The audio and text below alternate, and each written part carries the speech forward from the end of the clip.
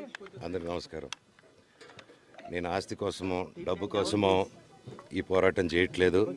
ఎందుకంటే ఇది పోరాటం కూడా కాదు, ఇది ఆత్మగౌరవానికి సంబంధించింది, నా భార్య పిల్లల సేఫ్టీకి సంబంధించింది. ఇది నాతో ఒక మగాడిగా నాతో డైరెక్ట్గా వచ్చి నాతో ఏం చేసినా పర్వాలేదు. నా భార్య పేరు ఇంక్లూడ్ చేయడం, నన్ను తొక్కేదానికి, నా 7 నెలల పాపని ఇంక్లూడ్ చేయడం, నా బిడ్డల ఇంట్లో ఉండగానే అలా బిహేవ్ చేయడం కరెక్ట్ కాదు. ఈరోజు పోలీస్ దగ్గరికి నేను వెళ్ళి ప్రొటెక్షన్ అడిగాను.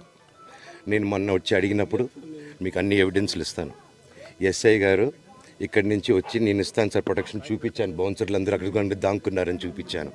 అది కొంచెం చూసి ఓకే సార్ మీరు ధైర్యంగా ఉండండి, మేము ఎక్కడికి వెళ్ళట్లేదని చెప్పి మాట్లాడి పారిపోయారు. ఇప్పుడు కానిస్టేబుల్స్ వచ్చి అందరినీ నా మనుషులందరినీ భయపించి ఇప్పుడు వాళ్ళ పేర్లు తీసుకొని బెదరగొట్టి మా మనుషులు పంపించేసి వేరే బాడీ గార్డ్ లోపల పంపించున్నారు సార్. ఏం జరిగిందండి అసలు? గొడవలు జరగదు కాదు సార్. ఫస్ట్ డిపార్ట్మెంట్ ఎందుకు వన్ సైడ్ తీసుకుంటున్నారు? కంప్లైంట్ తీసుకున్న తర్వాత వాళ్ళకి ఏ అధికారం ఉంది? నా ప్రొటెక్ట్ చేసే మనుషులు పంపించేదానికి అధికారం ఏముంది? ప్రపంచంలో నా అందరినీ కలుస్తాను సార్, బయలుదేరుతాను.